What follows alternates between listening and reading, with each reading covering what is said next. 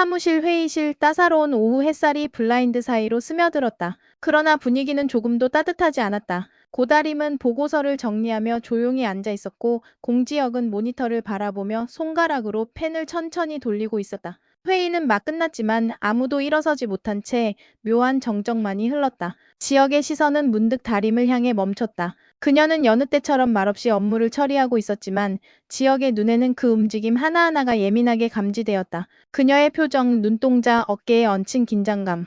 그는 알 수 없는 불편함을 느끼고 있었다. 그것은 단순한 팀장으로서의 감시가 아니었다. 오히려 지극히 개인적인 감정, 그 중에서도 갈등과 불신, 그리고 애증에 가까운 감정이었다. 며칠 전 김선호와 고다림이 함께 있는 모습을 봤을 때의 그 감정이 아직도 선명했다. 두 사람은 분명 부부였다. 아이까지 있는. 지혁은 이 사실을 받아들이려 했었지만 마음 깊숙한 곳에서는 그 사실이 계속해서 거슬렸다. 처음 그녀를 만났던 제주도의 밤, 그녀가 보여준 웃음, 그 입술 위로 다가갔던 순간의 떨림. 그 모든 게 지금의 진실과는 너무도 다르게 느껴졌기에. 그런데 문제는 다림의 태도였다. 지혁은 단순한 질투를 넘어 그녀의 말투와 시선, 심지어 작은 행동들에서도 어떤 불일치를 느끼기 시작했다. 마치 무언가를 숨기고 있는 듯한 불안정함. 그 중에서도 가장 결정적인 계기는 며칠 전 팀 회식에서의 일이었다. 막내 미연이 물었던 질문. 애 낳아보면 진짜 많이 아파요? 그 순간 다림은 젓가락을 멈추고 어색하게 웃으며 대답했다. 정신 차려보니 품에 안겨 있었어. 그 대답은 이상했다. 아니, 지나치게 완벽한 대본 같았다. 기억이 나지 않는다.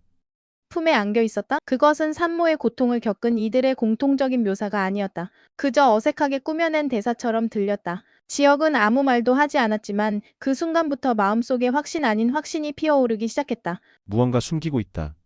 그날 밤 지혁은 혼자 사무실에 남아 그녀의 입사 서류를 다시 꺼내봤다. 긴 경력 단절 끝에 돌아온 경력직 지원자, 아이가 있는 워킹맘, 그리고 김선우라는 이름이 보호자로 적힌 가족 정보. 모든 것이 너무나 완벽했다. 허점이 없었다. 오히려 그것이 더 불안했다. 완벽한 위장일 수도 있다는 의심. 그리고 며칠 후 선우가 지역의 회사와 협업하게 되는 프로젝트에 투입되면서 상황은 더 복잡해졌다. 하필 다림과도 연결되어 있는 인물이자 아이까지 데리고 있는 남자. 지역은 회의실에서 선우와 마주쳤을 때 겉으로는 아무렇지 않게 인사했지만 속은 쿨하게 식지 않았다. 그 회의 직후 유하영이 나타났다. 그녀는 밝은 미소로 사무실에 들어왔지만 눈빛만은 날카로웠다. 하영은 분명 지역에게 호감을 가지고 있었다. 하지만 이제는 그 감정의 방향이 선우로 옮겨가고 있었다. 특히 준이와 자연스럽게 친해진 이후 그녀는 선우에게서 묘한 따뜻함과 위로를 느꼈다. 문제는 그녀 역시 혼란스러운 삼각의 교차점에 들어서게 된 것이다. 하영은 사자되면 자리에서 선우를 바라보다가 다림이 그의 아내라는 소개에 눈을 크게 떴다. 뭔가 이상하다고 직감한 그녀는 회의가 끝난 후 선우를 따로 불러냈다. 그리고는 물었다. 정말 고다림 씨가 준이 엄마예요? 선우는 잠시 망설였지만 곧 미소를 지으며 말했다. 그냥 복잡한 사정이 있어요. 언젠가 얘기할게요. 지금은 조금만 이해해 주세요.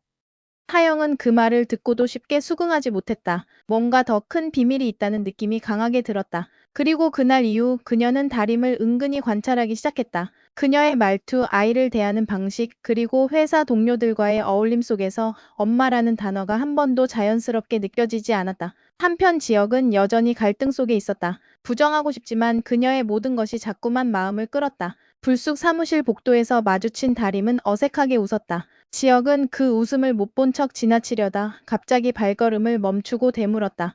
요즘 아이는 잘 지내요? 다림은 눈을 동그랗게 뜨며 고개를 끄덕였다. 네, 잘 지내요. 그래요.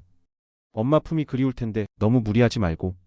그 말에 다림은 가슴이 철렁 내려앉았다. 말 한마디 한마디가 칼날 같았다. 그가 알고 있는 현실은 모두 거짓이었기에 다림은 매 순간 죄책감과 공포 속에서 살아야 했다. 하지만 그녀는 포기할 수 없었다. 이 직장, 이 기회, 그리고 이 사랑. 모두 그녀가 버틸 수 있는 삶의 끈이었다. 그리고 지역은 그 끈을 당기듯 자꾸만 그녀의 진실에 가까워지고 있었다. 그러면서도 그는 여전히 바란다. 그녀가 유부녀가 아니었기를, 그 모든 것이 단지 오해였기를. 그러나 진실은 언제나 가장 잔인한 순간의 모습을 드러내곤 한다. 며칠 후 금요일 저녁, 회사 건물 입구 앞 퇴근 인파로 붐비는 시간. 고다림은 야근 후 김선우의 차를 기다리고 있었다. 손에는 오늘 퇴근하며 팀장에게 보고했던 서류 뭉치가 들려 있었고 손끝은 차가운 공기에 살짝 얼어붙어 있었다. 주변에 퇴근하는 사람들 무리에 섞여 있으면서도 그녀는 이상하리만치 고립감을 느꼈다. 그리고 그 순간 선우의 차가 건물 앞에 도착했다. 은색 SUV가 다림 앞에 멈춰섰고 운전석 창문이 조용히 내려갔다. 익숙한 미소를 지은 선우가 고개를 내밀었다. 춥지? 다. 다림은 자연스럽게 차문을 열고 조수석에 올랐다. 실내는 따뜻했고 은은한 라벤더 향이 긴장을 풀어주었다. 차가 서서히 출발하자 다림은 창밖으로 고개를 돌렸다. 창가에 비친 자신의 얼굴은 피곤함과 함께 불안이 스며든 눈빛이었다. 선우는 조심스럽게 물었다. 요즘은 지역 팀장 눈치 많이 봐.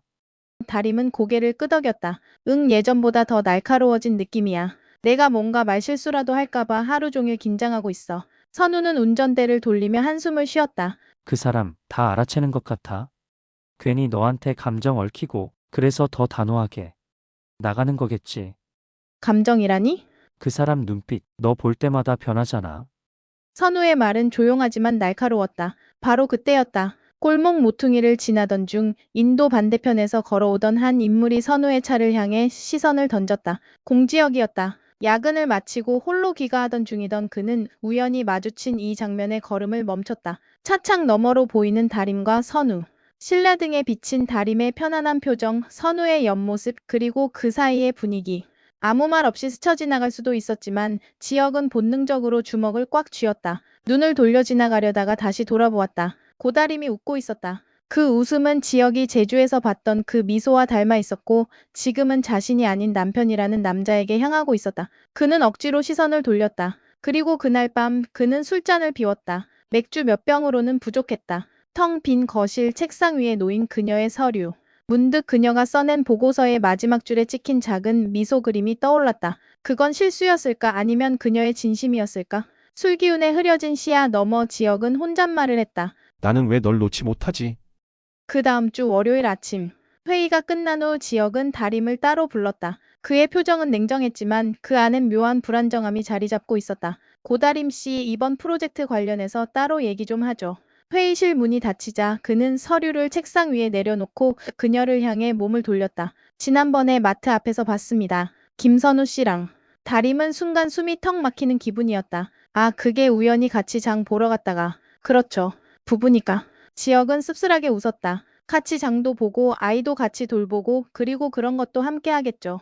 그의 말투는 평소와 달랐다. 단정하고 절제되어 있던 감정선이 균열을 일으키기 시작한 듯 목소리엔 숨겨진 감정이 실려 있었다. 근데요, 고다림 씨. 그날 선우 씨가 당신의 머리칼을 정리해줬죠. 그리고 당신은 그걸 당연하단 듯 웃었고 내가 그 장면을 보고 어떤 기분이었을지 생각해봤습니까? 다림은 대답하지 못했다. 그 순간 거짓말은 더 이상 방패가 되어주지 못했다. 지혁은 가만히 다림에게 다가섰다. 그의 눈빛은 단단하면서도 어딘가 무너져 있었다. 나는 당신이 유부녀가 아니었으면 좋겠다고 생각했습니다. 그게 현실이 아니라는 걸 알면서도 그런 생각을 했어요. 나쁜 사람이 된 것 같았죠. 팀장님, 내가 당신한테 품은 감정이 잘못된 건지도 모르겠어요. 하지만 그 감정이 없었다면 이렇게 괴롭지도 않았을 겁니다. 말을 마친 지혁은 고개를 숙였고 다림은 아무 말도 할 수 없었다. 그녀의 가슴은 천근만근 무겁게 내려앉았다. 말하고 싶었다. 사실을. 자신은 싱글이며 모든 것은 살아남기 위한 거짓이었노라고. 하지만 그 말은 혀끝에서 맴돌다 이내 사라졌다. 그 방 안에는 침묵만이 가득했다. 그리고 그 침묵 속에서 그들은 각자의 진실을 가슴에 품은 채 서로를 바라보고 있었다. 지혁은 눈을 마주치지 않은 채 물었다. 고다림 씨 지금 행복해요? 예상치 못한 질문에 다림은 잠시 말을 잃었다. 그녀는 무언가 말하려다 결국 조용히 고개를 끄덕였다. 네, 감사하게도요.